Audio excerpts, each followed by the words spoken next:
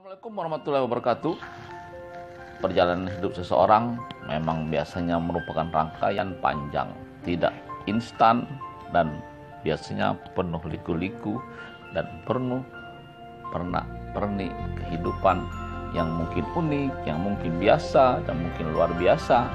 Dan itu juga dirasakan oleh Imron Supriyadi, seorang seniman yang juga jurnalis dan juga Pak Ustadz. Ternyata apapun yang dilakukan dan dilakukannya saat ini itu memiliki rangkaian dengan kehidupan masa lalunya sebagai jurnalis, sebagai sastrawan, dan juga sebagai seorang ustadz, baik dalam kehidupan pribadinya, dalam pendidikannya, lingkungan pergaulnya, dan maupun pengalaman-pengalaman lain yang kemudian dari semua yang sudah dialaminya kemudian itu berakumulasi dan berimplikasi terhadap langkah, cita-cita, dan apapun yang dilakukannya kemudian dan dirasakan dan dinikmati saat ini, ya kan? Nah, itu seperti apa sih sebenarnya yang dirasakan, dilakoni oleh Imron Supriyadi yang dulu pernah mendapat penghargaan Batang Hari 9 dari Dewan Kesenian Sumatera Selatan sebagai jurnalis yang sastrawan, karena liputan-liputannya yang lebih fokus pada hal-hal yang berhubungan dengan budaya, dan juga sebagai seorang sastrawan, seorang jurnalis.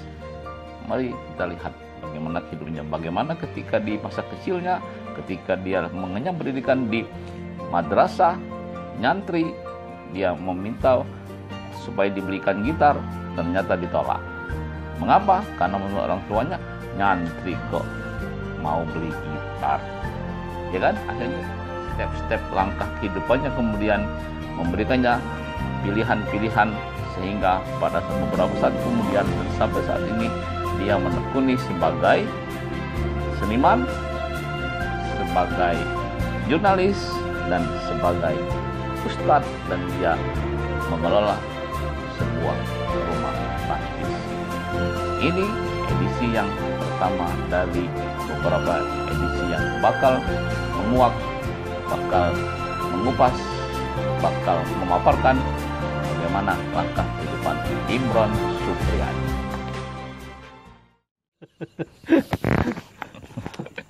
Assalamualaikum warahmatullahi wabarakatuh.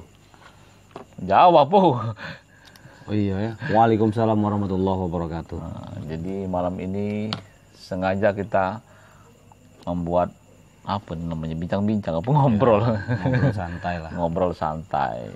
Ya, sesuai lah. Tapi kalau ngobrol santai disingkat jadi ngotai. Tidak. Jadi ini ngobrol ringan, namanya ngoran. Gitu ya. Kalau Ngoran. dia ngobrol santai tadi disingkat ngotai dia.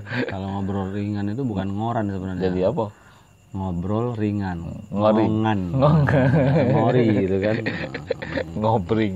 Iya. Ngobring Tapi yang penting nak ngobring, nak ngotai, nak ngoran, yang penting yang ini kita ngoran gitu kan, gitu kan. Kalau uji penjual itu kan bisa ditawar harga barang ini. Bisa kurang nggak bisa, tapi harga tetap. Jadi ngobrol begitu. Ya, tentang informasinya kan, Bapak ini siapa nama Bapak aslinya, Pak? Imron Supriyadi. Imron Supriyadi. Sering dipanggil Pak Ustadz ya? Ya karena ditakdirkan untuk ikut mengelola salah satu rumah tahfiz di Sumatera Selatan. Oh, ini baru. Baru. Yang dulu ngelola apa? Dulu ngelola Kabar Sumatera sampai sekarang. Kabar gitu kan. Sumatera. Kabar Sumatera itu apa? Koran ya? Koran, baik cetak maupun online. Iya, jadi sudah leading 2 tahun 3 tahun waktu itu. Apa? Kabar Sumatera bertahan 3,5 tahun. 3 tahun setengah, lumayan 3 lah. tahun setengah. 3 tahun setengah, setengah periode lah kalau dia jadi kepala daerah atau anggota dewan Dan memang perjuangannya berat kalau untuk di media kan. Iya. Tapi selain di media sebagai sastrawan juga katanya. Pelaku sastra belajar lah, Oh, ya pelaku. kan, belajar dengan kawan-kawan. Bukan pelaku pemerkosaan. Nah, jangan. Iya, pelaku sastra. Ingin memperkosa kata-kata. Memperkosa kata-kata, apa-apa. Iya kan, Aku pernah dengar memang kalau sastrawan itu disebut pemerkosa kata-kata memang. Jadi makna itu memang dijungkir balik ke kan, benar kan? sebenarnya bukan menjungkir balik kan ya, membuat sebuah kata-kata yang kasar itu jadi halus sastra itu. Nah, itu namanya penghalusan. Tapi bukan eufemisme ya. Kalau eufemisme itu justru mengaburkan esensi. Karena eufemisme itu kan misalnya kalau misalnya ada kata-kata perintah habisi, Kaget dulu itu selesaikan. kan lah isi ini kan ini baru gitu, pembukaan. Ya, inti lah yang tadi ngawali untuk keisi kan. Iya kan soal sastra itu kan poliinterpretasi. Ya, tapi terus terang aja Bung Nasir, kalau bicara soal sastra secara teoritik saya bukan ahlinya. Kita bukan berbicara teori, kita berbicara sejarah. Betul. Jadi kalau tapi dalam kalau soal proses kreatif, soal nulis, ya saya punya karya yang bisa dibaca oleh teman-teman. Tetapi kalau misalnya, wah ini teori sastra apa gitu, ini surrealis atau realis atau itu bukan ranah saya untuk bicara. Ranahnya akademisi. Akademisi. Ya. Kalau bicara soal sastra secara teoritik, silakan dengan para akademisi, para kritikus yang punya latar belakang secara akademik memang berlatar belakang sastra. Kalau jadi kita tutup ya acara ini kira-kira. Kalau itu tutup. Nah, karena kalau misalnya bicara soal akademik kan saya nggak punya domain gitu loh. Jadi kita nak berdebat apa nak cerita. Nah, debat kusir apa nak diskusi apa kita jangan debat kusir karena kalau debat kusirnya sudah kemana-mana kita masih debat. Karena kita rugi. Kusir itu narik delman biasanya kan. Iya. Bukannya delman itu dari kudo. Mana kira-kira. Jadi baiklah, sebenarnya Om Imron ini aku tuh diacak-acak, baik tak kenal lama kenal. Jadi bersama beliau ini tahun 96 kami bertemu di Sumatera Express. Sama-sama jurnalis, hanya lain bidangnya. Saya dulu mengurusi bahasanya, copy editor. Beliau ini wartawannya kan, sama baik sebenarnya kan. Ada copy editor, kan, wartawan kan. Kalau kamu copy editor, kita copy morning. Ya, copy morning gitu. Itu acara dengan Pangdam, dengan gubernur, dengan Kapolda, gitu kan. Walaupun sore itu namanya copy morning itu yang aku aneh. Kamu tak kata copy afternoon apa misalnya kan. Jadi itu sekedar pembukaan bahwa memang profesi itu tidak mesti memang digeluti satu bidang. Jadi memang bukan berarti menomorduakan satu atau yang lainnya nomor satu ya. Tapi bahwa artinya memang seseorang itu ketika dia mendalami, menggeluti sebuah profesi, barangkali dia masih punya waktu, punya kesempatan, ya kan? Punya kemampuan, punya skill yang juga tetap bisa dilaksanakan secara bersamaan. Ya. Jadi dan tidak saling mengganggu dan bahkan saling menunjang barangkali, saling mendukung, saling menunjang. Ya, dan tapi saling mendorong, tapi tidak saling saling kalau bertentangan atau kontradiksi tidak. Ya. Dan banyak sebenarnya dalam sejarah di lokal, di daerah, di nasional maupun di mancanegara juga tidak mesti seorang sastrawan itu hanya dia seorang sastrawan, ya kan? Betul. N. Hadini itu seorang dokter, novelnya terkenal dan dia ternyata tetap menjadi dokter dan juga tetap menjadi novelis. Ya. Itu salah sikok baik yang aku tahu. Ya, kalau bicara soal menulis kan hak siapapun, artinya dokter menjadi seorang pelaku sastra, menjadi penulis juga boleh. Seorang ustadz yang menulis juga bagus, seorang PNS yang menulis juga lebih bagus, seorang gubernur pun menulis puisi itu akan lebih bagus. Kalau gubernur, kepala daerah dan lain sebagainya termasuk presiden itu punya sense of art, ya kan?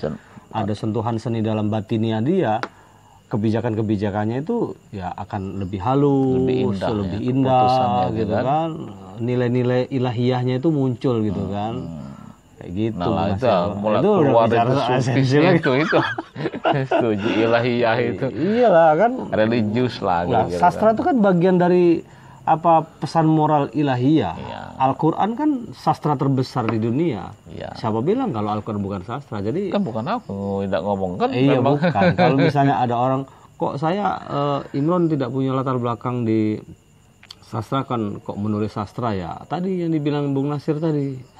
Menulis itu hak setiap orang, mengekspresikan diri itu hak siapapun gitu kan, siapapun dia silakan menulis gitu. Nah persoalan apakah itu menjadi pilihan profesi, apakah itu menjadi hobi, menjadi kebutuhan itu masing-masing kan beda-beda. Yang jelas kan sastra itu kan ada 3 genre ya, ada puisi, ada prosa, dan ada drama. Tinggal kita pilih yang mana kan, mau puisi, penyair, ya kan, pembaca puisi, deklamasi, atau prosa, ya kan, cerpen, yang agak lebih panjang itu novel atau roman itu kan, atau mau pilih drama itu mau naskahnya atau mau pemain atau jadi sutradara itu kan, jadi banyak pilihan kan.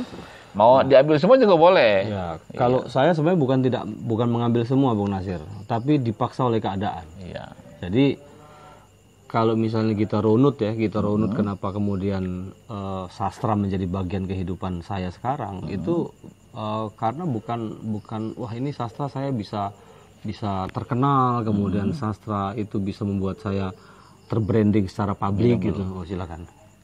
Bukan, tapi kondisi waktu itu di tahun 94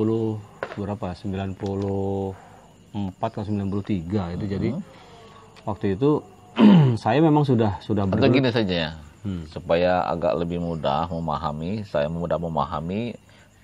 apa namanya kalau penonton itu, pemirsa teman-teman, guys semua guys di depan kita itu nanti mudah mencernanya kan, kita bikin alur kronologi saja lah.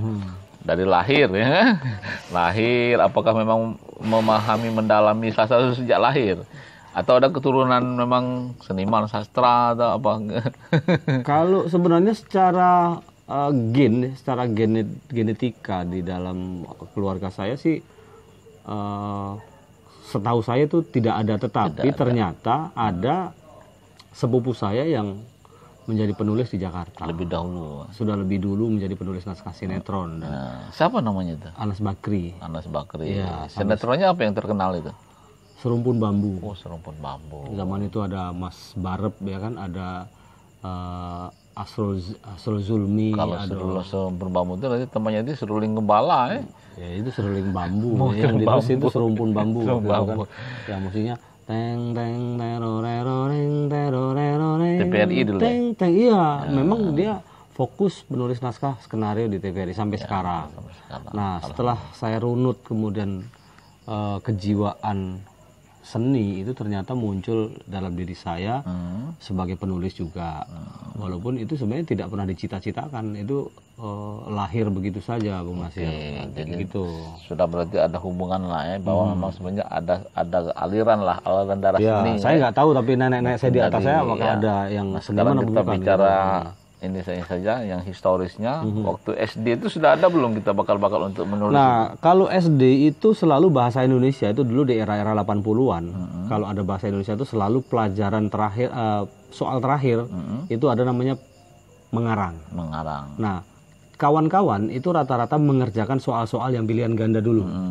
Mengarang terakhir. Nah, setelah orang pulang semua baru ngarang. Kalau saya tidak, saya balik. Sebelum masuk kelas sudah ngarang dulu. Bukan.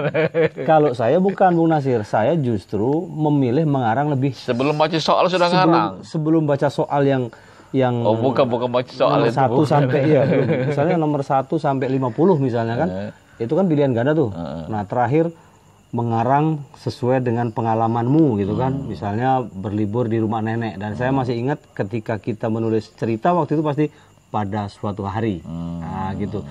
Nah itu saya ingat setelah saya menjalani proses kreatif seperti sekarang. Jadi memang dulu di SD itu mengarang selalu lebih dulu. Agak bergerak itu, apa ada sesuatu yang menggerak ini?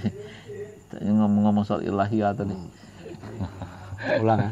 Dah, usah lanjut baik. Gitu ya. Jadi pelajaran mengarang selalu saya bukan pelajaran mengarang. Soal mengarang selalu saya dulukan. Padahal gurunya tidak pernah ngajarin mengarang ya? Ada, cuman tidak pernah mengajari bagaimana cara mengarang. Ya. Hanya silakan mengarang, tulis saat kamu berlibur di rumah nenek atau kamu berjalan-jalan ke pantai atau neneknya ada enggak waktu itu? Ada, neneknya masih hidup sekarang, masih lagi, iya kan. Jadi waktu itu kita memang kelas berapa lah itu? kelas berapa ya? Ada pelajaran mulai mengarang itu kalau nggak salah kelas 4, 5, 6 ya kalau nggak salah ya. Di SD mana itu kira-kira? Apa di Indonesia nih? Oh ya, SD Muhammadiyah Borobudur, Magelang. Di Magelang. Oh, iya, Berarti lahirnya di Magelang. Saya kan lahir di Magelang. Saya Lahir putra di asli Magelang. Jawa. Orang tuanya orang Magelang. Orang Magelang dua-duanya. Dua-duanya orang Iya. Magelang. Jawa asli, Mas. Jadi SD-nya di Iya, Magelang. makanya emas yang paling mahal itu Mas Imron. Iya. Gitu. Iya, Mas bukan Mas Sepuhan ya. Bukan, ini Mas asli. Mas Asli, iya.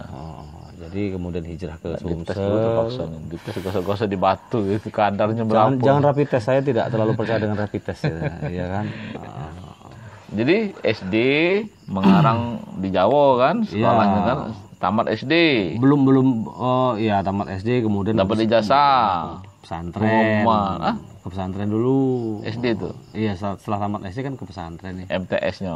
Iya, MTS-nya ke pesantren. Di pesantren mana itu? Pondok Pesantren As-Salam Surakarta.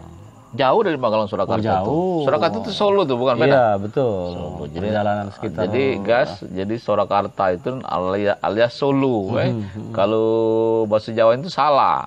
Makanya ada lagu Solo Balapan itu, nah stasiun balapan itu tempat biasa kami main di situ. Di Kempot itu ya? Iya, di Kempot itu. Makanya ketika lagu itu ada Solo Balapan, kita tahu stasiunnya di situ tempat biasa kita main. Karena ada dua di stasiun di Solo teh, Sikok Solo Balapan, Sikok stasiun apa lah?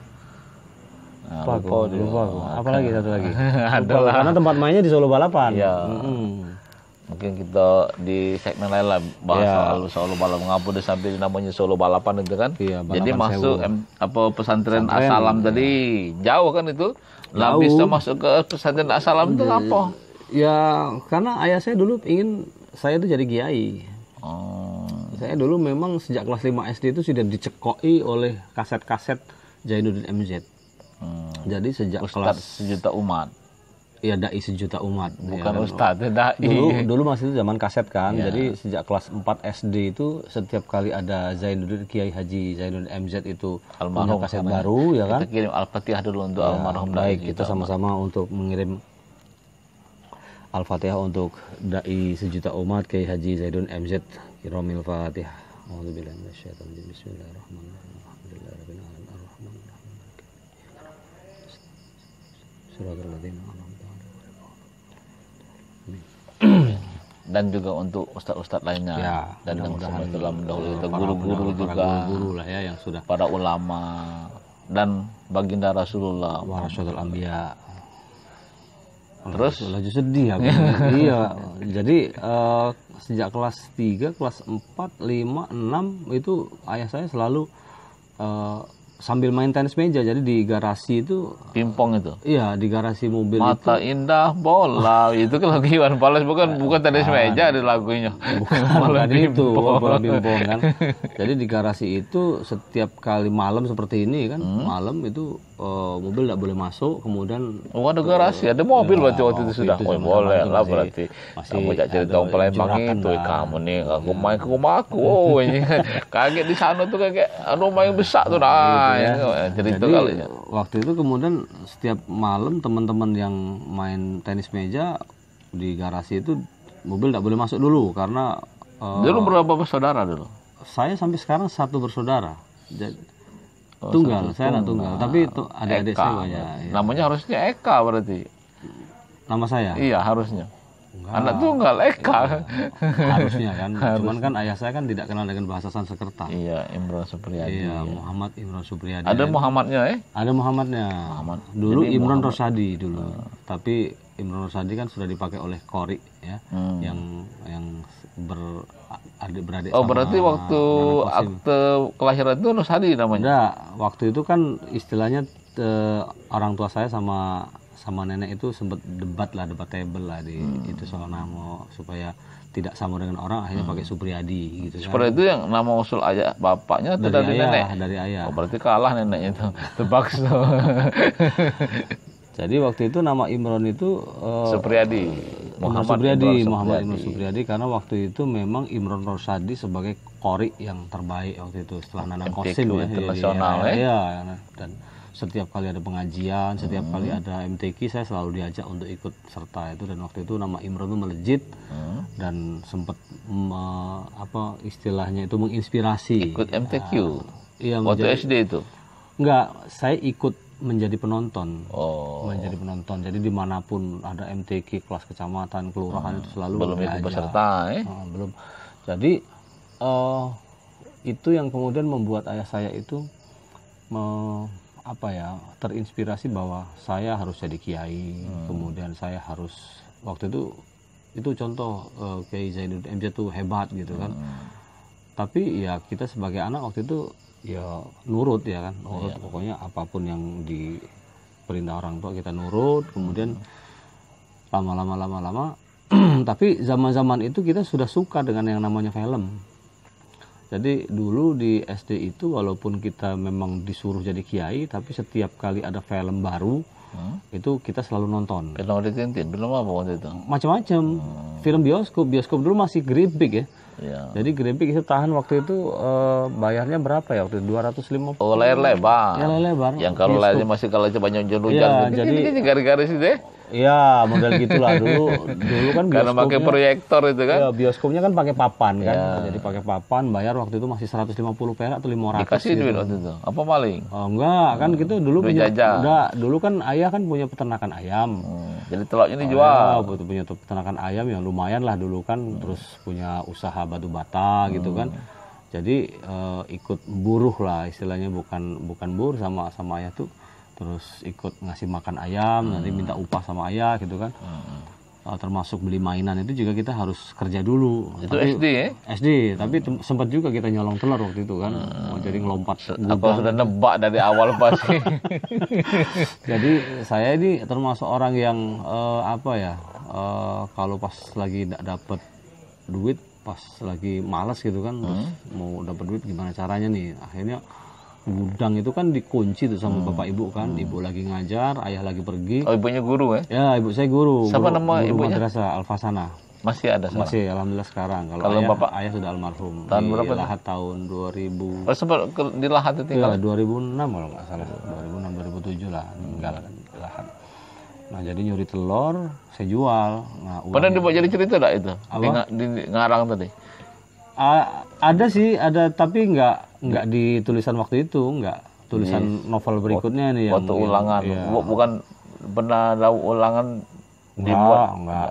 Enggak, karena itu waktu sudah nyuri itu kan aib ya, karena teman-teman kan tadi tidak tahu, udah begitu jual ke warung minta dibayari sama warung kan. Berapa masih Imron? Sekilo gitu kan, sudah dibayar sekilo kan, nggak ditimbang lagi. Orang warung percaya kan sama kita kan. Ternyata setelah ditimbang itu 1,5 kilo. Nah, si penjual warung itu datanglah ke rumah. Baik Iya baik kan, ngomong sama ayah saya, ini Pak D, mohon maaf ini Mas Imron tadi jual telur katanya kan mestinya tadi 1,5 kilo, tapi ini saya bayar 1 kilo. Udah habis kita, sudah habis ini. Berarti kuping. kebaikan itu kan ternyata terkadang justru ini ya. Tapi itulah mungkin untuk, tapi itu pertama dan terakhir. Pertama dan terakhir. Menunjukkan bahwa itu harus dihentikan ya. Iya, dan itu pertama dan terakhir dan tidak pernah terulang lagi sampai sekarang, alhamdulillah. Jadi kisah-kisah. Masih ingat tak yang warung itu? Masih sampai sekarang masih hidup. Siapa namanya? Masih ada. Itu Ibu Ning. Nah, Bu Ning. Iya. Yang nakal Itu itu. warung bibi saya sendiri kan. Oh. Iya kan. Jadi sudah selesai, kemudian di pesantren. Nah, tambah kuat kan ayah saya itu mengantarkan saya supaya saya jadi kiai gitu kan. Dan memang setelah satu MTS pulang dari pesantren itu Salam itu. Iya, pulang dari MTS. Di MTS itu kan biasanya kan juga ada pengembangan skill itu. Itu dia. Menulis, Di pesantren mengarang. itu yang saya cari itu bukan kitab kuning, bukan juga kaji kitab yang lain, tapi justru yang saya cari itu berteater, terus kursus gitar sama kaligrafi. Jadi teater, gitar, sama kaligrafi. Nah, waktu itu belum ada yang namanya pelajaran mengarang. Tapi kitab kuning tetap harus belajar. Kitab kuning itu menjadi ekstrakurikuler, tapi itu dipilih sama teman-teman yang memang rajin lah. Saya termasuk anak pesantren yang... Itu kenapa disebut kitab kuning gitu? Sampai sekarang saya juga nggak tahu sih. Bukan memang warnanya kuning halaman itu atau gimana? Enggak juga sih, nanti kita kaji ulang lah ya. Jadi ada kitab kuning, ada kitab-kitab yang lain, tapi saya justru memilih belajar teater, belajar gitar, belajar kaligrafi. Nah, waktu belajar gitar itu unik juga nih Bung Nasir. Di kelas berapa gitarnya? Kelas 1 MTS itu belajar gitar. Jadi gurunya guru kesenian ya, dari ustadz itulah. Jadi ketika belajar main gitar, pertemuan pertama, kedua, ketiga selama 1 bulan itu kan seminggu sekali. Pakai buku yang lebar itu dah, belajar gitar jilid 1 belum. Jadi baru nulis kunci-kunci, baru nyatet, terus belum ada alatnya kan. Ada titik ini. Nah, iya, jadi bikin not gitu kan. Terus kemudian ada titik-titiknya, ini daun itu. Jadi di situ diajarin bikin not sampai detail kan. Nah, begitu 1 bulan sudah diajarin not, kemudian kunci-kunci, kunci-kuncinya gitar. Nah, bulan kedua persyaratannya harus punya gitar. Nah, siapa yang nggak punya gitar itu nggak boleh masuk kelas. Akhirnya saya pulang, saya minta izin sama bapak untuk dibeliin gitar. Bapak saya marah. Wih, tadi opo wih, mau kamu jadi apa kamu, katanya, di pesantren malah belajar gitar. Kalau kamu minta kitab saya beliin, katanya. Tapi kalau main gitar ngapain kamu, katanya. Wis mulih rono, balik ke pesantren, pulang ke pesantren sana. Ngapain kamu pulang sini minta gitar? Saya waktu itu marah, terus sorenya langsung saya pulang ke pesantren. Jauh dak pesantren dari itu? Lumayan, sini Muara Enim lah. Tapi sebenarnya tujuannya memang sengaja minta beli ke gitar itu ya? Iya, memang kan kita liburnya kan hari Jumat. Tidak ngirim surat dulu, harus ngirim surat. Karena saya bilang gini, apapun yang dibutuhkan ngomong gitu kan. Nah, tapi nggak secara rinci gitu kan. Bukan beli gitar yang kebutuhannya ini maksudnya itu. Iya betul, selama ini buku apa-apa gitu kan. Akhirnya saya, waduh, ini dendam sama gitar akhirnya. Saya, Bung Nasir, dendam kesumat lah ya. Iya, sampai sekarang saya sama gitar itu tidak terlalu suka. Jadi sampai akhirnya saya waktu kuliah, entar dulu, waktu kuliah ada benang merahnya. Ya, waktu kuliah, waktu di MTS di pesantren juga itu dipinjam gitar, saya nggak mau. Trauma jadi. Iya.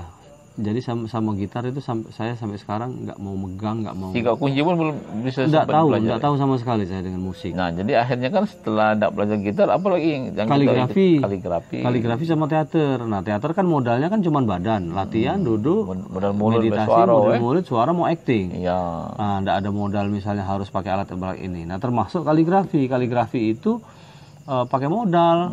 Modalnya harus beli buku gitu, buku tebal itu pedoman dari kelas dasar sampai advance lah ya, dari NASA, dari tulis buku ya, Naskhi, ada Sulus, ada Diwani Jali, ada tujuh gaya kan itu kan. Nah, ketika kemudian ada buku yang tebel ini ya, tebel lah ya waktu itu kan, harganya murah ya. Kalau di sekarang itu mungkin sekarang harganya sekitar 75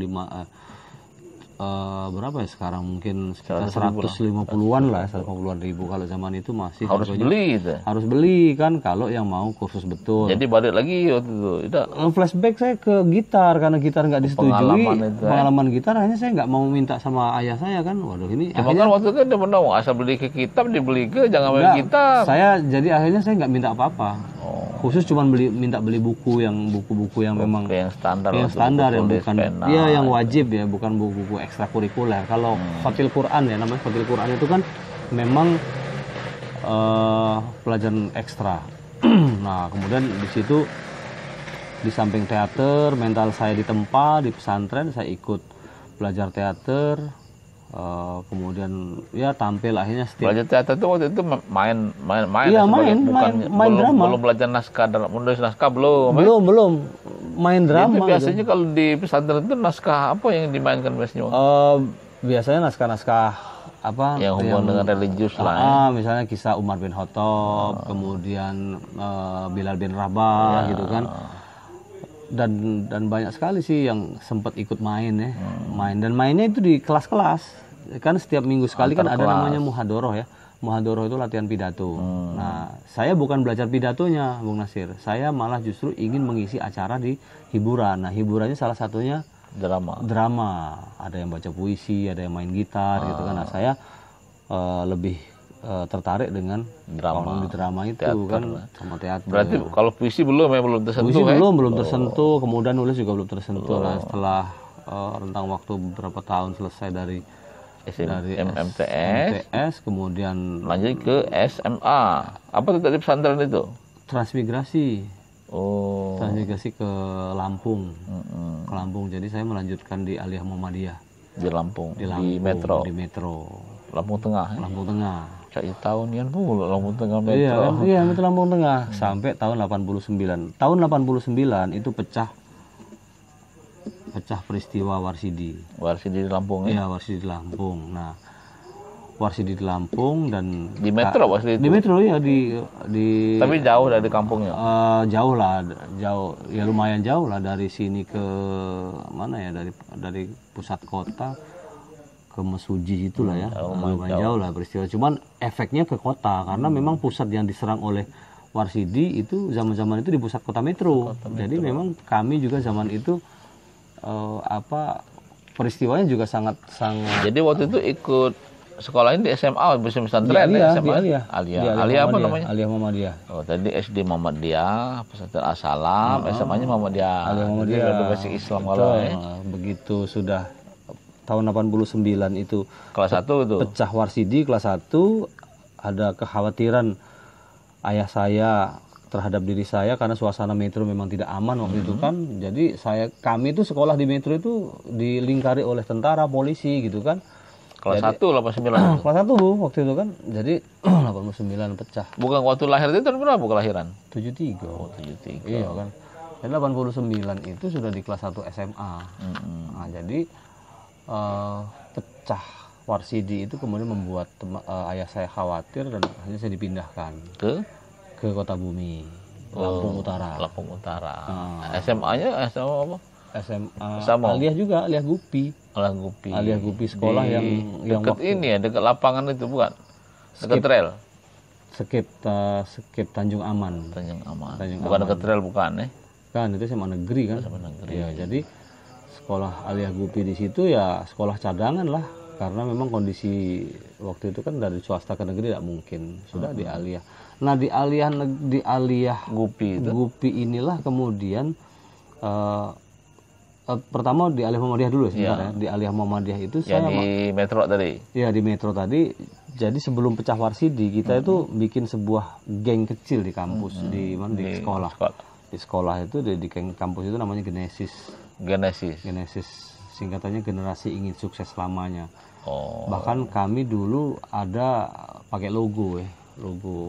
Kan ada nama band sama logo Genesis lah, bukan tidak? Iya, logo Genesis. Logo Genesis, tapi kita belum kenal dengan musik Genesis ya. Waktu itu belum musik Generasi Ingin Sukses Selamanya. Jadi kita bikin logo. Berapa orang itu anggota geng? Ada 12. 12. Selusin berarti. Iya. Pasti ingat namanya ya? Sekarang ada yang di Kodim Bali itu Pak Sukijan, itu sekarang letkol kalau nggak salah. Kemudian ada Rahmadiono, sekarang jadi pengusaha di Metro. Kemudian ada Agus Sugiono, itu almarhum. Kemudian ada Samsudin, sekarang jadi ketua atau petinggi di pimpinan daerah Muhammadiyah Metro. Kemudian ada Zulaiha, kemudian ada Barasa Barati, sekarang jadi guru di MTS di Metro juga, almarhum RV, kemudian Dedek Priyatna itu sekarang usaha travel, kemudian yang tidak tahu tuh ada Mas Sugiono, ada Mas Basirin, hilang jejak ya? Sampai sekarang lost kontak, karena kita masih komunikasi di grup ya. Jadi Genesis inilah kemudian yang membuat rekat teman-teman. Itu sekelas atau beberapa kelas itu? Beberapa kelas, dari kelas 1 sampai kelas 3. Yang bukan di Genesis jadi ini. Mas Sukijan yang sekarang yang sudah paling senior itu. Ya, paling senior sekarang sudah sempat ketua geng lah jadi ya. Sempat jadi komandan Kodim di Bukan Bali kalau nggak salah. Ini ketua geng. Iya, jadi geng sekaligus juga ketua waktu itu Pradana ya di Pramuka kan.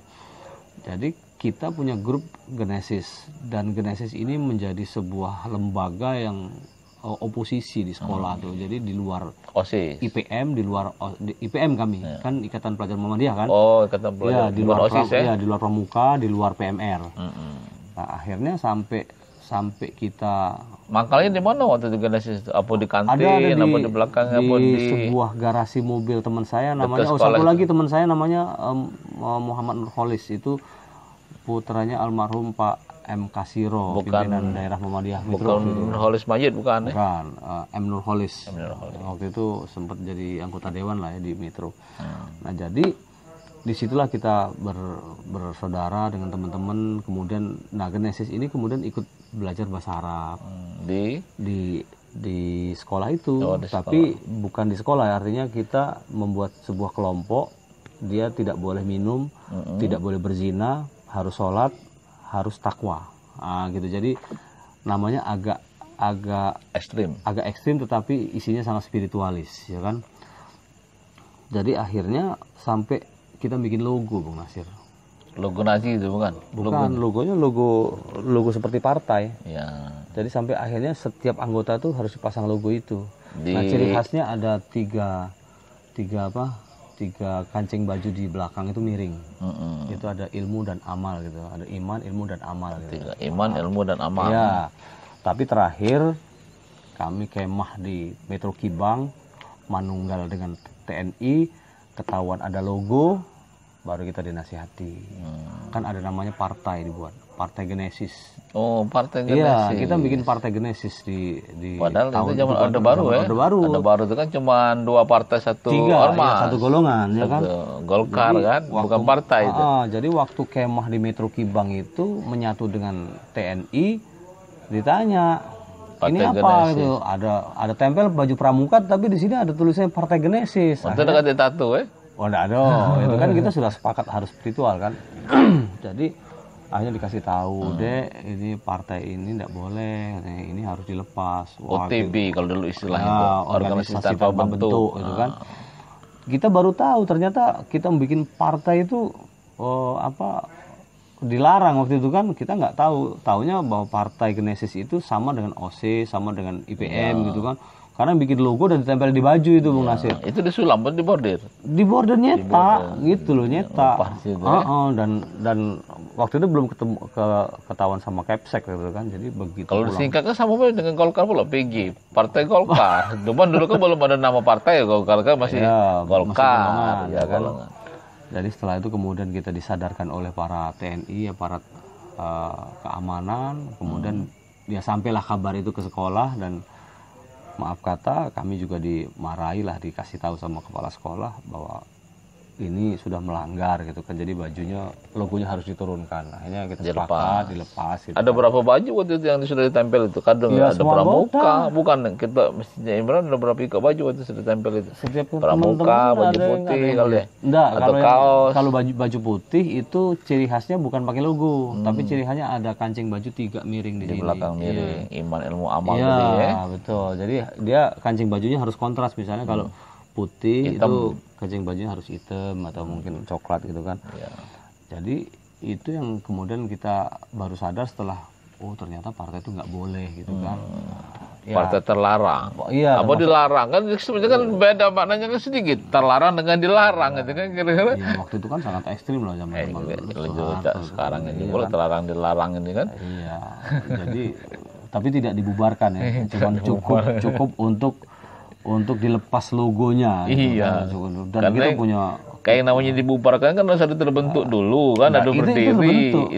Itu terbentuk karena tapi ada belum ada ketua, badan sekretaris. hukum. Ya belum ada badan hukum gitu kan. Memang ya caro anak-anak SMA kan. Jadi sudah nah beriring dengan itu Warsidi peristiwa Wai Jepara itu pecah. Nah, kita bersyukur karena saat itu pecah kita partai sudah ada KT. Iya. Misalnya saat itu mungkin masih ada, itu akan terindikasi gitu kan. Untung bukan apa PW pula singkatnya kan partai ini misalnya kan dulu kan Gerakan Mujahidin dulu. Apa kalau tadi generasi tadi? Generasi selalu ingin sukses selamanya. Coba kalau disebutkan warga warga kalau depannya W itu kalau Wenesis. Genesis bukan Genesis, generasi bukan warga. Bukan warga ya. Sampai kelas 1 pindah ke Kota Bumi. Nah, di Kota Bumi saya menjadi anak manis. Jadi bubar ya yang Genesis tadi. Bubar. Tapi secara struktural, tapi kalau secara moral tidak kita. ganti nama lain. Ya, nggak ganti nama juga. Kita nggak sama sekali tidak punya kegiatan lagi. Kan Kalau sering nongkrong dulu kan. Partai Genesis dibubarkan jadi diganti Genesis Perjuangan gitu kan. Atau Persatuan Genesis gitu. Iya, Persatuan Genesis. Nggak gitu. Jadi akhirnya kelas 1 saya dianggap sebagai anak nakal karena waktu itu di kelas 1 aliyah prestasi saya kan tidak masuk dalam 5 besar kan. Ranking berapa ya waktu itu? 23 apa ya? Iya, tapi kan pindah itu bukan karena Genesis tadi ya? Bukan sama sekali karena memang kekhawatiran ayah saya dengan prestasi saya yang tidak baik, yang tidak bagus, kondisi keamanan di Wai Jepara waktu itu efeknya sangat punya dampak yang sangat kuat terhadap kondisi di kota Metro waktu itu karena kota Metro kan memang menjadi salah satu incaran karena Polres Metro itu berdekatan dengan kampus kami. Jadi pernah terjadi ketika kami belajar itu terdengar suara tembakan dan kami dikawal oleh tentara sama polisi dibariskan gitu. Waktu itu isunya kan orang-orang gerakan Warsidi itu kan pakai jilbab. Sementara kan siswa kami kan pakai jilbab semua. Iya. Jadi pulang sekolah itu pagi-pagi jam 10 itu sudah pulang. Digiring sama tentara sama polisi itu digiring satu arah. Supaya jelas. Cengkering bebek itu berarti. Iya, persis kayak bebek. Kalau bebek masih lama pegang kayu, ini kali ini kan pegang senjata. Memudahkan mendeteksi mana yang berjilbab pasukan Warsidi dan bukan pasukan Warsidi. Dan waktu itu di Metro sangat mencekam ya karena ada beras yang diracun, ada sayuran yang diracun dan kabarnya racun itu dimasukkan di sini pakai selang dan yang racun itu berjilbab isunya. Nah akhirnya orang-orang yang berjilbab itu dicurigai. Nah ketika ada kecurigaan pakai jilbab, akhirnya setiap kali pulang sekolah, berangkat sekolah itu dikawal sama TNI dan Polri waktu itu. Jadi untung Imron nak pakai jilbab, kalau pakai jilbab dicurigai juga. Ini lanang apa betina ini. Jadi mencekam. Nah ketika kemudian nenek saya itu cerita soal itu, akhirnya khawatir. Neneknya melok kau tuh, baru transmigrasi neneknya. Enggak, nenek memang sudah lebih dulu, sudah di era tahun 30-an kali ya. Berarti tapi tempatnya sama ya? Iya, tempatnya sih sama. Jadi kami di Metro itu tinggal di situ. Ibu bapak belum waktu itu, malah ibu bapak belum berangkat waktu saya di Metro. Belum, saya duluan. Saya duluan berangkat ke Metro. Sudah itu ke Kota Bumi ikut paman saya. Di Tanjung Aman Skip, di Aliyah Gupi. Nah, di Aliyah Gupi itulah menjadi anak manis. Kenapa anak manis? Saya takut sama paman saya. Paman saya itu Pak Zainal Arifin. Itu dari ayah atau dari ibu? Dari ibu. Wakil kepala sekolah SMA negeri di Kota Bumi ya. Jadi saya dengar kabar kalau kumis pula. Wah iya pasti. Iya kan udah. Aku sudah bayang itu biasanya. Udah serem, udah pokoknya terkenal kalau Pak Zainal itu orangnya keras. Jadi saya begitu masuk gitu, Bung Nasir sudah langsung ngeper duluan kan. Akhirnya ini gerak-gerak terus dulu. Mungkin karena ini meja. Jadi karena memang kita nih sudah di shock terapi, kamu di Kota Bumi jadi anak bagus-bagus. Akhirnya saya jadi anak manis betul. Dia sudah punya anak waktu itu? Udah, saya ngasuh anaknya, anak kecil. Ada Dian, ada Tio, ada 2 anaknya kan. Nah, saya ngasuh dari sejak kecil ya. Sekolahnya siang apa pagi waktu itu? Saya waktu itu siang. Jadi kalau pagi ngasuh. Ya kan, ya, ngasuh putra-putrinya Bapak Zainal kan, ada Dian, ada Tio, sekarang udah pada nikah semua kan. Jadi disitulah sebenarnya saya banyak belajar tentang kehidupan. Bagaimana saya belajar masak, bagaimana ngisi bak mandi, saya belajar mencuci, bagaimana saya belajar memelihara lele, bagaimana saya belajar bangun mandiri pagi, lah ya. Kan? Belajar bagaimana melai Padahal kayu. Padahal anak tunggal saya kan. Melai kayu, saya harus masak, membantu bibi. Mungkin sengaja memang kali ya. Itu takdir ya. Supaya mandiri ya. Jadi disitulah saya banyak ditempa oleh keadaan supaya ternyata hidup itu kayak gini ya. Pagi-pagi harus saya nyiapkan sarapan, bantu bibi pagi-pagi, harus ikut juga nyuci, menuhi bak mandi, nimba gitu kan. Karena paman sama bibi kan harus berangkat pagi nih semuanya kan, sekolah kan. Bibinya ngajar juga, satu guru SD, satu guru SMA. Jadi itu menjadi tantangan yang kemudian menempa saya, ternyata hidup ini seperti ini. Jadi saya tidak asing lagi yang namanya mencuci pakaian. Di SMA itu IPA apa IPS? Dulu jurusan agama. Aliyah ya kan. A1. Jadi kalau A1 tuh agak fisika ya. Fisika kalau di SMA Iya, kalau di sana jurusannya apa? A1 itu apa? Ilmu-ilmu agama. Oh. Nah, saya memilih Beda ya, kurikulumnya memilih, kalau ya, depan memilih memang ya. ilmu agama itu bukan karena saya Bukan dulu kalau di situ jurusannya apa? Ilmu agama. Kalau A1. Iya, karena kami cuma satu, cuman kelasnya cuma 2 kelas, sekolahnya sekolah bukan jadi sekolah mentereng. Ilmu agama apa ya cuman? Iya, cuma satu. Tapi tidak belajar intek kuning tidak Nggak, bisa sekolah gitu aja, alhamdulillah gitu kan. Jadi memang sekolahnya itu bukan sekolah terkenal, Aliyah Gupi. Jadi jangan-jangan itu numpang di sekolah negeri? Numpang di sekolah Min. Iyalah, maksudnya Iya, di sekolah lain iya, kan. Jadi iya, kalau sekolah negeri, yang paginya sekolah ini, Min ya, sore kami sekolah. Min itu kan negeri kan? Iya. Iya, sorenya itu. Memang zaman itu biasa itu. Madrasah Ibtidaiyah negeri. Jadi di situlah jadi anak manis, saya belajar ceramah.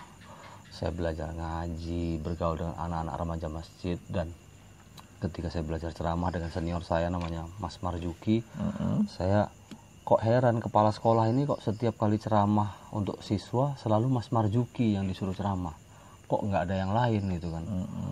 Kelas 3 Marjuki nih. Kelas ya kelas 3. Kita kelas 2 kan. Kita kelas 2. Jadi apa sebenarnya keistimewaan Marjuki ini kan. Nah, suatu ketika waktu ada acara, saya kan termasuk orang yang agak tidak terlalu suka dengan acara-acara ceramah karena sudah sering dengar di Ustadz Isu Juta Umat tadi. Iya kan. Jadi apa sih keistimewaan Marjuki ini? Oh, sudah. Nah, melihat beliau ceramah kultum, oh setiap kali ada ceramah gantikan wakasek dia. Pada siswa kan? Siswa kan? Pakai sorban pula. Biasa pakai pakaian siswa, pakai pakaian aliyah. Pakai sorban. Jadi suatu ketika saya ngelihat, oh ternyata memang bagus Bung Nasir, ceramahnya bagus gitu kan, cara dia Tapi retorikanya. ada niru gaya ada Ustadz apa yang top misalnya? Nggak, waktu itu kan kita belum juga kenal cuma Zainuddin, sama Qasim Nur Seha yang pengajian di radio. Gaya iya kan, di luar itu belum kan, jadi wah ini ternyata bagus nih. Akhirnya saya suatu ketika saya nyolong ilmu dia, main ke rumah dia, gimana caranya, dia tuh ranking 1 terus. Dia ngekos ya? Sama kakaknya. Oh, sama. Jadi kok bisa Mas Marjuki ini menjadi orang yang terbaik di sekolah, gimana cara belajarnya. Saya mainlah ke rumah dia, oh ternyata dia itu malam baca buku, terus ngaji rajin gitu kan, subuh bangun pagi, Masya Allah gitu kan. Nah akhirnya ilmu dari situ, cara-cara dia saya pakai. Tadinya saya di kelas 1 tuh ranking 23 Bung Nasir. Begitu semester 1 saya kejar, saya jadi ranking 1. Yang waktu di Gupi. Iya, di Gupi itu saya ranking 1 dan menjadi utusan Lampung menjadi peserta cerdas cermat Al-Qur'an sampai Seleknas di Jogja. Oh, kelas 2 itu. Kelas 2 itu. Jadi cerdas cermat ini agama yang penyelenggaranya berarti Depak tingkat di Kertabumi Lampung Utara. menang. Belum Pemekaran ya, menang, kemudian seleksi di Bandar Lampung. Di Bandar Lampung waktu mau MTQ di Jogja saya gagal di Bandar Lampung waktu Seleknas. Kalah dengan anak-anak semester 8, semester 7 anak-anak UIN Raden Bukan Intan. UIN, masih YIN Raden Intan Jadi kata Pak, udah itu digabung sama mahasiswa. Ya, kalau pas lagi peserta di Seleknas sudah gabung, ada mahasiswa, ada yang jadi itu seleksi nasional di Jogja Nah, jadi yang lolos seleksinya di Bandar Lampung. Seleksi di Bandar Lampung. Jadi kita kalah di Bandar Lampung, cuma dapat juara 3. Tapi kepala sekolah acungi jempol. Kamu bisa bertanding dengan anak mahasiswa semua katanya kan, kamu bisa menempati juara 3 nggak? Masuk koran tuh Bung Nasir. Masuk koran apa? Masuk koran Lampung Pos kalau nggak salah. Pos Ya sayang korannya udah nggak ini lagi, dia di clipping sama temen kan. Jadi tim saya itu Sazili, Saeri sama saya. 3 orang. 3 orang itu. Tidak kati ini apa namanya pengganti ya, atau namanya kalau cadangan Tidak kati sama sekali. Sampai kami itu dari tingkat kelurahan, kecamatan, provinsi sampai 2 kali putaran. Oh, itu dari tingkat kelurahan juga? Oh, dari kelurahan dulu seleksinya. Jadi kelurahan, kemudian kecamatan, kabupaten, sampai di provinsi masuk Seleknas. Nah, jadi Fahmil Quran namanya kan. Cerdas cermat Al-Quran namanya di MTQ itu namanya Fahmil Quran. Kalau latihan itu di sekolah itu? Latihan di sekolah dan memang ada training centernya. Kita masuk di hotel waktu di Lampung. Itu bedanya di Palembang. Sekolah. Kalau di waktu yang tingkat kecamatan itu, tingkat kelurahan itu sudah tingkat kecamatan sudah masuk hotel. Yang biaya pemerintah setempat. Jadi kita sudah di tingkat kecamatan tuh sudah TC namanya, training centernya sudah di hotel. Hotelnya kelas-kelas hotel-hotel yang murah lah ya waktu itu kan untuk kelas-kelas MTQ kan. Seneng lah Sampai tingkat kabupaten. Dan disitulah mulai kenal dengan hotel, makan di hotel, terus pulang dapat sangu, sarapan dijamin gitu kan, terus pakai jas seragam MTQ, ditonton oleh banyak orang. Itu disiarkan ya? Oh iya disiarkan. TVRI apa radio? TV Lampung waktu itu ya. TV Lampung ada. TVRI ya. TVRI.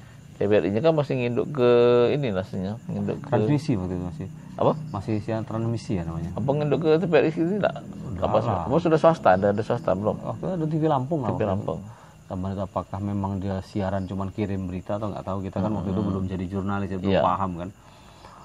Sudah, nah di situ kemudian sampai akhirnya karena saya banyak prestasi, dapat ranking 1, jadi jubir di Fahmil Quran sampai Seleknas, kemudian sampai juara pidato 3 tempat juara 1 semua waktu itu kan. Pidato tuh di kabupaten. Kalah jadi Marzuki tadi. Marzuki sudah diganti, Imron Supriyadi gantinya. Benar, mana proses menggantinya? Belum hilang tuh ceritanya tadi. Nah kan Mas Marzuki kan tamat. Tamat. Sudah tamat kan dia langsung keluar kuliah di IAIN Semarang. Ya, ini Imron naik kelas 3. Naik kelas 3. Jadi mulai kelas 2 ini kita belum punya Mas Marzuki sudah tidak boleh lagi ikut bertanding. Karena kalau yang ceramah-ceramah di sekolah, ceramah di sekolah masih jadi asisten. Tapi asisten dia. Enggak, bukan asisten dia, asisten Makasek. Oh. Ya, jadi kultum ibu-ibu gitu kan. Semua sudah ditunjuk, Sudah mulai ditunjuk. Memang ibu-ibu. regenerasi lah ya, regenerasi untuk pengganti. Nah, ketika kelas 3 Mas Marzuki tamat, Mas Marzuki itu pindah ke Semarang. Kita naik kelas 3. Naik kelas 3 jadi posisinya Naila jadi ketua OSIS. Ketua OSIS berarti. Dipilih apa nunjuk dewek itu? Aklamasi. Aklamasi. Ya kawan-kawan sepakat kan cuma 2 kelas. Cuma 2 kelas. Tapi kan yang milih kan dari 1 kelas 2 3 kan ketua OSIS itu kan. Iya, kelas 2 kelas. Berarti kalau 2 kelas 6 kelas kira-kira kan. Aklamasi karena memang sudah dicalonkan. Tadinya siapa ketua OSISnya? Kak Marzuki. Oh, itu ketua OSIS juga menang. Oh. Iya, jadi orang-orang hebat lah di situ kan. Jadi disitulah kemudian masih belajar ceramah, belum belajar nulis. Nah, ketika kemudian tamat dari Lampung, berangkatlah ke Palembang. Nah, di Palembang inilah sebenarnya mulailah cikal bakal saya menjadi penulis. Tujuannya ke Palembang itu tuh kemana? Ya, ada mata Palembang. Bukannya memang buat nata usri apa? Enggak. Karena memang ayah saya mengarahkan saya harus jadi kiai. Naik apa dari Lampung ke Palembang waktu itu? Waktu itu dari Lampung ke Palembang naik mobil Antrajaya waktu itu, masih ada jurusan dari Jakarta ke Palembang masih ada waktu itu. Oh, berarti lewat Beringin ya waktu itu ya? Lewat Kemuning. Ya bawa Kemuning, lewat Beringin, lewat Prabu Muli. Lewat Prabu Muli ya? Iya, belum ada itu Sumatera waktu itu. Ada kecamatan Pengadonan segala macam itu ya. Masih jalur selatan apa ya? Jalur ini, jalur tengah. Jadi tidak kenal sama sekali dengan dunia Palembang. Jadi kata turun di terminal. Ayah saya bilang dari terminal kemana waktu itu tahu karena ayah saya dulu tahun 57 tahun 60-an pernah di Palembang. Jadi pokoknya kamu cari yang namanya Jembatan Ampera. Dicari ya, dari stasiun dari terminal turun itu. di Ampera, turun di Ampera pokoknya. Tujulu lah waktu itu. Ya Tujulu ya, Tujulu, turun di Tujulu, sudah Tujulu kamu naik mobil lagi ke arah 16 Ilir katanya kan. Nah, waktu itu sudah ada mobil merah kan. Mobil merah 16 Ilir kan. Tahun berapa lah itu? Tahun 91. 91. Ya. Jadi naik mobil Kertapati yang ke 16 Ilir kan. Nah, dari 16 Ilir kamu naik mobil lagi, mobil merah. Naik mobil Palimo. Ya. Sudah Palimo turunlah. Belum tahu Palimo waktu itu? Belum waktu itu. Pokoknya kilometer 5. Nah, kilometer 5. Jadi naik mobil merah jurusan kilometer 5, nanti turun di IAIN bilang. Jadi dulu Budi saya bilang. Jadi belum mandi waktu di mobil itu? Belum. Langsung ke IAIN ya? Ya langsung ke IAIN. Jadi sampai sana ya kita waktu itu sama sekali tidak kenal sama manusia di Palembang ya kan. Jadi karena memang saya basicnya pesantren, begitu sudah 5:30 di 16 Ilir saya ke belakang Masjid Agung, saya sholat dulu. Masuk Masjid Agung, sholat, cari aman dulu, kata budi saya, Palembang ini bahaya. Tapi kan ada petunjuk ke masjid waktu tadi tuh. Apa? Ada petunjuk ke Masjid Agung. Nggak ada, cuman di situ begitu lihat 16 ilir ada masjid, insting kita orang pesantren. Tahu nggak waktu itu namanya Masjid Agung? Nggak tahu, udah tahu waktu itu kan. Yang penting, wah ada masjid nih, 5:30 belum sholat kan. Akhirnya ke situ, padahal cari aman sebenarnya kan. Masuk situ sholat. Belum direnov Masjid Agung waktu itu? Belum, masih. Kan menandakan zaman Pak Rosihan itu. Belakang masih rumah perkampungan. Ada perkampungan dan masih ada warung-warung banyak kan. Nah, di belakang masjid itu ada warung pempek segala macam. Nah di situ ngopi. Baru tanya, Pak, mana yang jurusan ini, jurusan ke IAIN? Oh ini deh, naik mobil ini yang Palimo, kilometer 5 yang merah. Oh, berarti benar kata saya kan. Naiknya di mana? Ada Masjid Agung tuh lah. Di Masjid Agung. Jam berapa lah waktu? Jam 7, jam 8? Jam 7 lah, jam 7. Biasanya sudah mobil ke ini, dia kata lagi ke Palimo. Iya, lewat ini, lewat mobil apa? Ke Pucuk, adanya di situ tuh. Ada bukan kalau jam 8 itu. Lewat mana waktu itu ya? Pokoknya mungkin lewat Kambang Iwa ya waktu itu ya. Iya lah, pokoknya kalau sudah jam 8 itu biasanya mobilnya sudah ngetem situ, mobilnya ke ini. Nah, baru setelah Pucuk tuh enggak Pucuk. Pucuk mana? Kampung Baru. Oh. Enggak tahu gitu. Enggak tahu Masjid Agung lagi enggak tahu waktu itu. Tambah Kampung Baru jauh tangnya. Sudah jadi begitu masuk di kampus IAIN itu malam-malam. Enggak lah, pagi-pagi. Oh, pagi. Kan sudah jam 7 jam 8. Ya. Sampai sana masih sepi. Aduh. Bukan nyampe tadi pagi apa malam? 6 jam 6. Setengah 6 pagi. Iya, pagi. Kan berangkat dari Nah, kalau jam 6 pagi sholat apa jam 6 di Masjid Agung? Setengah 6 sholat subuh. Masih apa? Oh, enggak masalah kan kata Kiai waktu itu memang enggak sempat sholat hari itulah kita sholat. Oh, itu pokoknya kita ngugurkan kewajiban. Kalau kita loh sama Ustadz sih sudah iya kebela. Bukan. Ya penting matahari belum ini ya. Insting kita setengah 6 waktu itu masih gelap kan. Masih gelap terus. Sebenarnya waktu itu ada jam di situ. Kita jam matahari itu ada di situ. Kan. Coba waktu kita ketemu kunci tahun ini jam matahari. Cuma belum bisa juga kalau masih subuh-subuh tuh. Masjid terus itu. Nah jadi mandi di mana waktu itu? Nggak mandi. Jadi begitu masuk kampus langsung cari temen, nggak ketemu sama teman karena kami jam 7:30 masih sepi kan. Jam 8 mulai buka, sudah nongkrong di kampus nih di IAIN. Lihat ada Batak Palembang. Wah ini dia. Ketemu akhirnya kan sudah. Nyebrang ya waktu itu. Belum ada jembatan penyeberangan, ada sama tiga tuh. Jalan kaki. Ada sama tiga tapi situ kan? Nggak tahu waktu itu. Belum tahu. Pokoknya situ sudah cari temen, ya namanya kawan-kawan banyak yang daftar kan. Nggak lulus puluh Bung Nasir hari itu. Tahun 91 saya gagal. Jadi balik lagi ke Lampung? Nggak, saya gagal. Nah ibu saya sama ayah saya sudah tinggal di Lahat. Jadi ketika saya kayak dulu cerita di Lahat itu mana ceritanya itu? Waktu saya proses di Lampung, ibu sama ayah saya sudah pindah ke Lahat. Oh, transmigrasi tadi? Di Lahat. Tahun berapa? Tahun 89, 91 lah. Oh, jadi waktu di Gupi tadi dia sudah sudah di Lahat. Ibu bapak sudah di Lahat dan sudah dapat. Ibu masih ngajar waktu itu di Lahat? Tetap madrasah. Dapat jatah kebun karet itu 2 hektar waktu itu. Jatah pemerintah kan. Namanya di daerah mana di Lahat itu? Di daerah Desa Telatang, Kecamatan Merapi. Sebelum Jembatan Kebur. Jadi paca aku bahasa Lahat itu. Di dekat mabok makan dence ya. Di dekat susah masuk hutan. Keruan nih aku. Jadi dari situ balik ke Lahat. Nah di Lahat itulah kemudian saya ditempa lagi dengan keadaan di dusun. Setahun Ya setahun. Karena tidak terima tadi. Jadi tidak balik ke Lampung jadi? Tidak, karena Lampung sudah ditinggal habis kan. Sudah ijazah selesai kan. Jadi pulang ke Lahat itu baru kita ditempa oleh keadaan memang harus ikut mengaji sama ayah saya. Jadilah kiai kecil. Di Desa Telatang. Di rumah ngajar ngaji? Di rumah. Kemudian ngajar ngaji di rumah, murid ayah saya tuh 40-an lah di rumah tuh kan. Jadi rame. Mengerotan itu enggak? Enggak.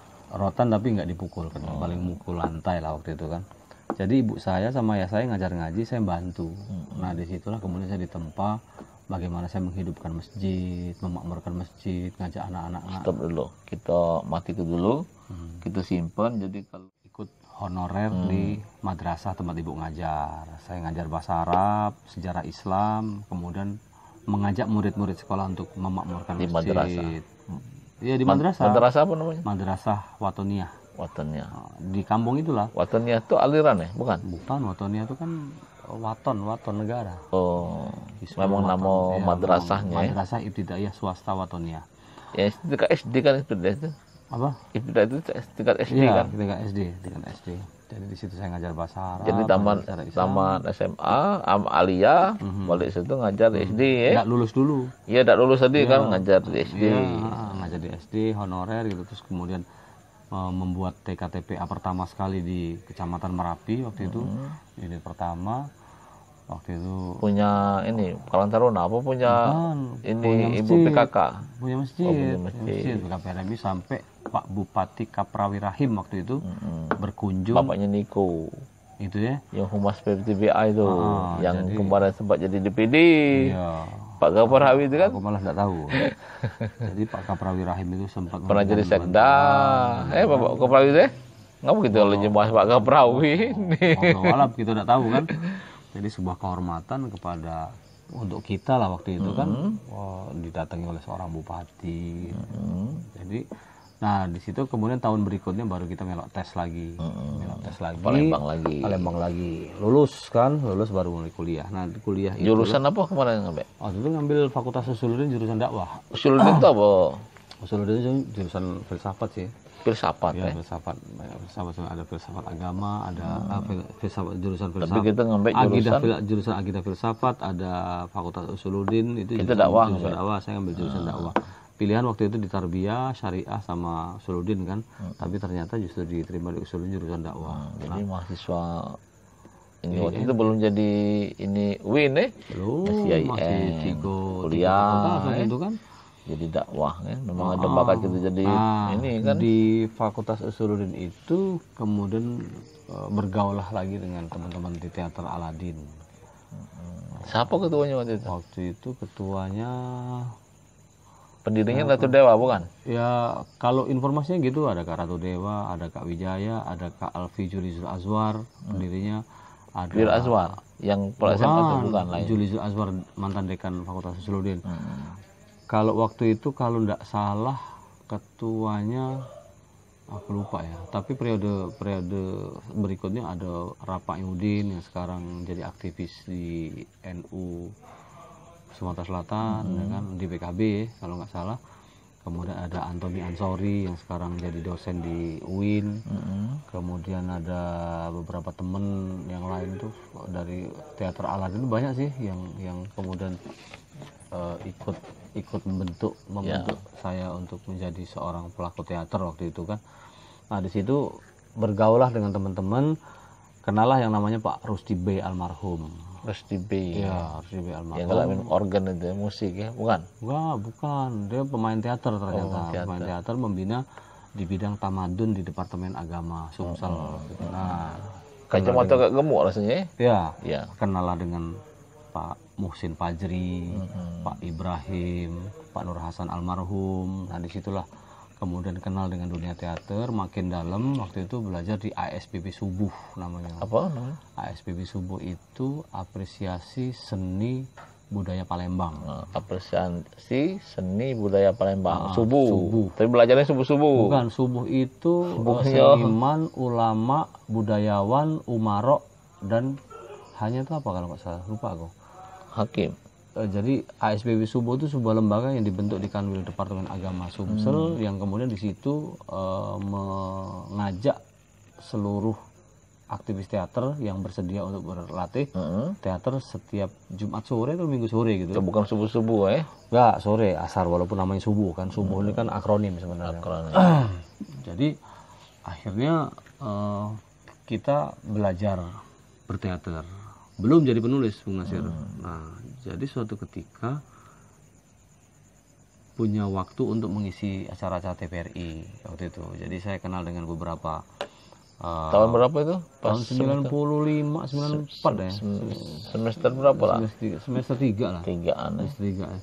Jadi ada Kak Malkot, ada Kak Juremi Wijaya, ada Kak waktu itu masih Pak Fik Hidayat, terus di TVRI ya? Iya, di TVRI. Kemudian ada juga Mas Rianto, Budi Raharjo waktu itu kan yang sempat jadi Kepsta kan.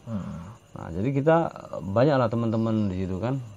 sering isi acara Berkenalan, drama, berkenalan, dan begitu sering main drama, naskahnya itu cuman punya Pak Rusdi sama putranya namanya Kak Dadang Lara Utama waktu itu, putranya Pak Rusdi B. Setiap main teater naskahnya Pak Rusdi atau Dadang Lara Utama. Saya berpikir waktu itu, kok ini penulisnya terus-terusan cuman Pak Rusdi sama Dadang Lara Utama, kenapa tidak ada yang mencoba menulis? Itu teaternya apa? Teater Aladin. Bukan yang sering dimainkan drama, naskah drama di TVRI. Ada kadang-kadang Madah Rebana itu puisi, kemudian ada drama remaja religi, kemudian ada semacam musikalisasi puisi Islami gitu. Setiap PHBI kami hampir selalu rutin mengisi acara di TVRI. Baik itu atas nama ASPP Subuh dibantu sama Teater Aladin Fakultas Usuluddin. Jadi memang sangat dinamis waktu itu di Teater Aladin ya. Sering diakomodir oleh TVRI. Jadi dari situ kemudian saya berpikir, kok ini main teater selalu naskahnya Pak Rusdi, Pak Dadang, Pak Rusdi, Kak Dadang. Apa tidak ada penulis lain? Akhirnya saya mencoba menekonstruksi diri ketika itu, berpikir saya belajar nulis lah. Akhirnya naskah Kak Dadang itu saya buka gitu kan. Terus saya kontak sama sepupu saya yang tadi di Jakarta, si Mas Anas, minta contoh naskahnya, dikirim lah. Sampai akhirnya dikirim lewat paket ya, pakai paket kan, jadi naskahnya sekarang lewat email ini kan. Naskahnya dikirim. Sudah ada email itu belum? Sudah sih, cuman kita belum familiar kan. Jadi dikirim naskahnya, saya pelajari, oh ternyata naskah sinetron tuh kayak gini, naskah drama tuh kayak gini, oh drama panggung kayak gini. Beda ya? Jadi panggung itu beda, sinetron beda, drama remaja beda. Oh kalau drama remaja TVRI itu settingnya harus 3 tempat gitu kan, nggak boleh lebih karena TVRI kan terbatas. Jadi ada beberapa teman yang membuat naskah drama settingnya 4 tempat, akhirnya harus, Mas ini harus dipotong nih Mas, jadikan 3 setting karena memang lokasinya kan terbatas TVRI. Ya sudah, karena itu memang suasana di TVRI terbatas dan kita harus kompromi juga sama TVRI. Nah dari situlah kita belajar untuk menulis, Bung Nasir. Jadi naskah saya pertama itu kalau nggak salah naskah drama remaja yang diproduksi oleh TVRI itu Sela-Sela Kampus. Iya, Sela-Sela Kampus itu cerita tentang organisasi, pertentangan antara mahasiswa yang kuliah dengan yang aktivis gitu kan. Terus banyak sekali konfliknya lah ya. Kemudian naskah berikutnya ada naskah Terjebak, kemudian terus berjalan. Akhirnya kita bangga ya karena produksi TVRI itu mengakomodir naskah kita. Selain Pak B tadi, ya, Pak Dadang tadi ya. Kita waktu itu nggak bicara soal duit. Karena memang sebuah kepuasan batin ketika naskah kita diproduksi oleh TVRI itu sudah sebuah kebanggaan waktu itu kan. Tetap ada honornya waktu itu, kalau nggak salah berapa, 50.000 atau berapa naskahnya. Enggak, satu naskah 150.000 waktu itu. Jadi honornya masih 50.000 atau berapa gitu kan. Nah ketika kemudian saya rutin menulis naskah, saya kan tinggal di Bedeng nih, di Lednan Yasin, Jalan Yasin di sebelah rumah sakit dekat sama Kiai almarhum Kiai Haji Sen Sukri. Dia tinggal situ Mas. Tinggal di situlah ke sebelahnya kan. Berarti kenal dengan ini anak-anaknya? Insya Allah ada beberapa. Yang paling kenal si Aisyah ya, karena memang satu angkatan kan. Ada Aisyah itu adanya Iza ya. Iya, Mbak Ibnu, Ibnu tahu, Mbak Iza tuh belakangan baru tahu kan. Terus satu angkatan tuh Aisyah, satu angkatan, satu ospek malah, cuman beda pilihan karena dia di Tarbiyah, saya di Usuluddin. Nah dari situ ketika kemudian saya kos di situ, tetap menulis teater, kemudian kenalah dengan yang namanya Warman Pluntas. Warman itu di UIN juga? Iya, satu kelas dengan saya. Satu kelas dengan saya. Nah, ketika kita konsentrasi nulis naskah, sering latihan teater, teman saya yang satu kos, Sairi, teman sebangku saya dulu di Gupi, itu satu kos dengan saya. Nah, ternyata si Sairi itu kenal dengan namanya Warto Raharjo. Warto Raharjo, mainlah ke rumah. Warto? Iya, Mas Warto tuh main ke rumah lah, karena dia kakak tingkat saya. Ke kosan ya? Ke kos, terus ngeliat saya lagi nulis, lagi ngetik gitu kan. Lagi ngetik. Warto sudah wartawan waktu itu? Suara Rakyat? Belum? Di narasi waktu itu nggak salah, di narasi sama Pak Damiri ya waktu itu ya. Pak Damiri. Jadi, tapi tahu setelah belakangan ini kan. Jadi ketika kemudian melihat saya sering nulis itu kan, terus lihat di belakang, nulis apa ini? Nulis naskah drama. Pakai mesin tik gitu. Ya waktu itu. Wah, kamu ini ya di teater ya? Iya mas. Bukan mesin itu punya siapa tuh? Om Sintik waktu itu punya teman. Dan saya minjem pula kan? Iya punya teman, memang minjem. Waktu itu kita nggak punya mesin tik, mahal waktu itu kan. Jadi waktu itu naskahnya tidak ditulis tangan dulu baru diketik ya? Atau gimana? Enggak, langsung. Kalau saya nggak pakai cara yang namanya nulis dulu atau enggak pakai langsung mesin tik itulah. Salah itu resiko. Paling tip X gitu kan. Sudah, jadi Mas Warto tertarik dengan naskah drama itu. Loh, kamu di teater ini? Iya mas. Itu sudah naskah yang berapa lah ya? Iya, udah naskah berapa ya? Lihatin gitu kan.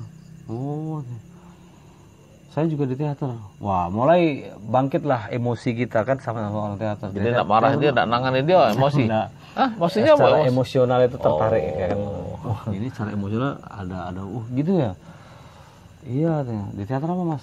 Saya dulu teater potlot gitu kan, sama Kak Koni kan. Jadi Warto itu di teater potlot ternyata kan kita baru tahu. Oh, Warman itu memang sudah bergabung duluan di potlot. Iya, tapi udah pernah cerita dia. Sebelumnya memang udah pernah cerita sama Imron. Enggak pernah, karena memang Warman kan kenal cuma sehelo, sama-sama di Ikatan Mahasiswa Muhammadiyah. Sudah kontrol tapi dia. Waktu itu gundul kalau saya. Oh, gundul botak kayak biksu itu. Jadi Warman itu kenal dengan saya ketika sama-sama di Ikatan Mahasiswa Muhammadiyah. Saya ketua umum, Warman itu sekretaris. Ngapa dia kan UIN? Ya UIN. UIN kan ada komisariat.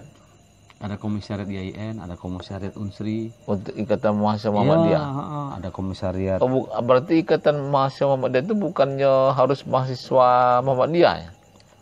Enggak.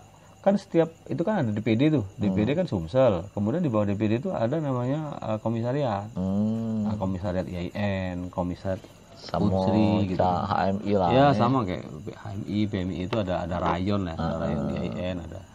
Kalau HMI itu apa namanya komisariat juga ya, komisariat IAIN gitu kan. Kita di MM. Kita di MM. Ketua umum. Nah, bisa terpilih jadi ketua umum itu mana ceritanya? Itu panjang itu ceritanya. Berarti kan tadi sebelum itu kan sudah bergabung di MM itu memang ya? Di semester berapa tuh? Semester berapa ya? Tapi di teater dulu sih, di teater dulu, kemudian bergabung di Senat Mahasiswa, mahasiswa, kemudian di Senat Mahasiswa itu ketemu dengan kawan-kawan HMI, pengurus, ketemu dari PMI, terus siapa kan untuk HMI waktu itu ada Chandra Darmawan, ada Kak Munzir, ada Kak Mukhlis, ada waktu itu ada Mukhlis Sulfatih, sekarang yang di Sekayu. Kemudian zaman itu ketua cabangnya masih Kak Azimi Asnawi. Oh, Azimi yang di majalah Tempo majalah Panji Masyarakat. Akhirnya menjadi anggota Dewan P3. Jadi waktu itu ketua cabangnya tuh masih Kak Azimi Asnawi waktu itu. MM. Bukan, HMI. Jadi saya kagum sama Kak Azimi itu, tulisannya sering masuk kan di Seripu kan. Siapa sih Azimi Asnawi? Ternyata ketua cabang HMI. Wah, luar biasa kan. Nah, ketua itu yang kita pegang lah ketika kemudian saya jadi ketua umum IMM. Ternyata saya juga belum bisa nulis kan. Nah, Mas Warto lah yang mengajak saya untuk masuk di dunia media. Jadi waktu itu awalnya bukan suruh nulis berita, saya malah, kamu bisa nggak nulis cerpen? Apaan cerpen? Itu belajar sama Warman. Oh, belum tahu cerpen itu apa? Belum tahu cerpen itu apa. Belajar sama Warman. Tapi kalau teater, naskah drama sudah biasa kan. Ya kayak itu pun belajar dari Jakarta itu. Dari Jakarta, kemudian otodidak gitu kan. Terus belajar sama Warman itu kayak mana? Ya ini naskah drama, ini dibuang, ini sama, ini dialognya sama. Kata Warman, sudahlah tulislah dulu gitu. Agak gitu koreksi gitu. Jadi akhirnya saya mendekonstruksi diri dan belajar menulis cerpen.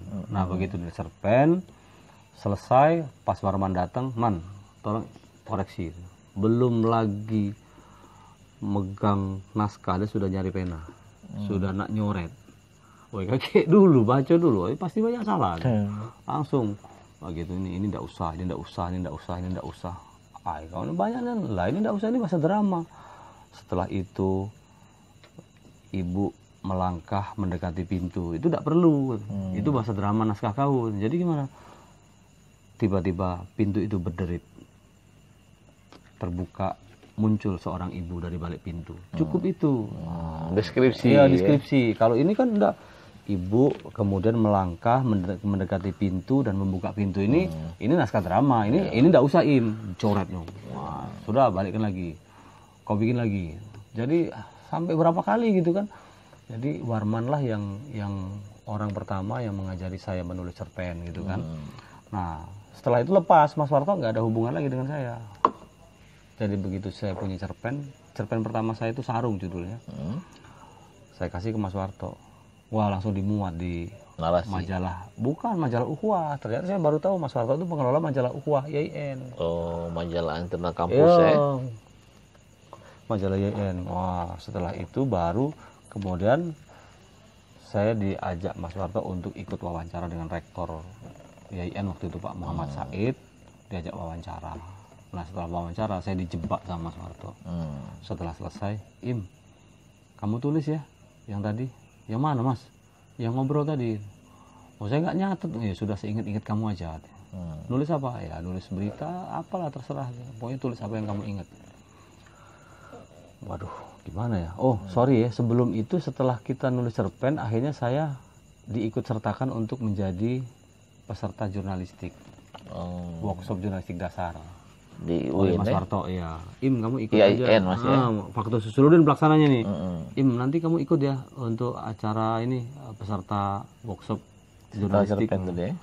Setelah cerpennya dimuat itu kan, ya Mas sudah ikut. Ternyata di situ Warman, saya, Mas Warto itu jadi panitia sekaligus jadi peserta saya.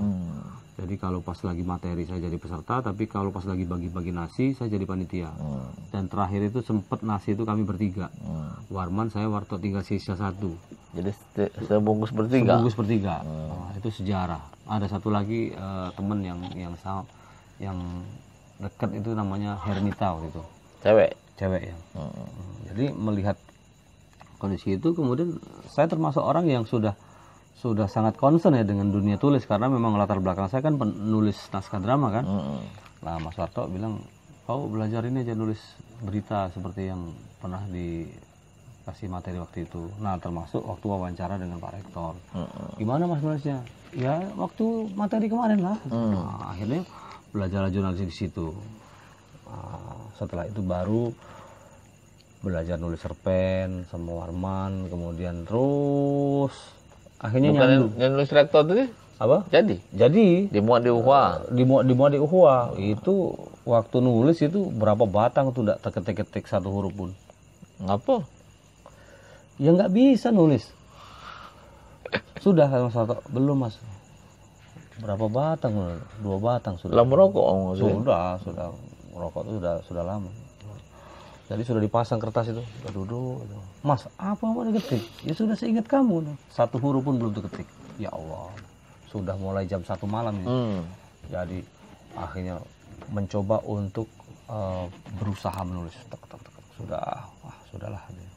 Jadi sampai jam 4 pagi sampai setengah 5 subuh baru selesai. Mas Warto masih ngetik juga. Nah Mas jadi.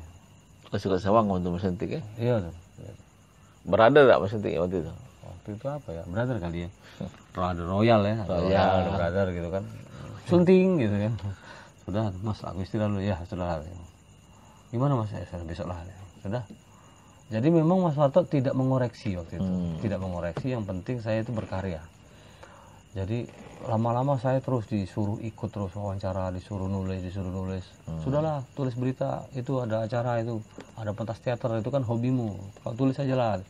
Pentas Laila Majnun, saya nulis, saya main juga. Jadi saya main, saya nulis kan. Jadi beritanya dimuat itu kan. Nah, terus saya coba. Di Ukhuwah tadi Mas ya? Masih di Ukhuwah. Nah, saya coba buat cerpen. Waktu itu judulnya kalau nggak salah nyanyian bawah apa ya, lupa saya judulnya. Cerpen saya kirim ke Sriwijaya Pos dan lolos, dimuat di Sriwijaya Pos. Nah, tahun berapa itu? Tahun 96 kali nggak salah. 96. Jadi begitu cerpen saya dimuat 96 akhir awal ya? Ya 96 awal sebelum saya di Sumek. Jadi waktu 95. Jadi 95 itu cerpen saya dimuat di Sriwijaya Pos. Wah, itu kawan-kawan ngasih selamat. wih selamat ya. Oke, jadi mungkin kita stop dulu. Kita sesi berikutnya ini kan start awal jadi cerpen dimuat di pertama kali di Sriwijaya Post. Jadi cerita mulailah ini langkah awal menjadi penulis. Iya, dari situ terus akhirnya stop gitu dari sini. Kayak gitu aja di episode berikutnya. Tapi bagaimana sih sebenarnya? Apakah kemudian cerpenis ini kemudian menjadi sastrawan atau menjadi apa gitu kan? Kita di edisi berikutnya. Karena Bung Nasir sudah ngantuk. Iya. Terima kasih dan saya Imran Supriyadi. Mudah-mudahan apa yang saya sampaikan ini bermanfaat. Ya. Assalamualaikum warahmatullahi wabarakatuh.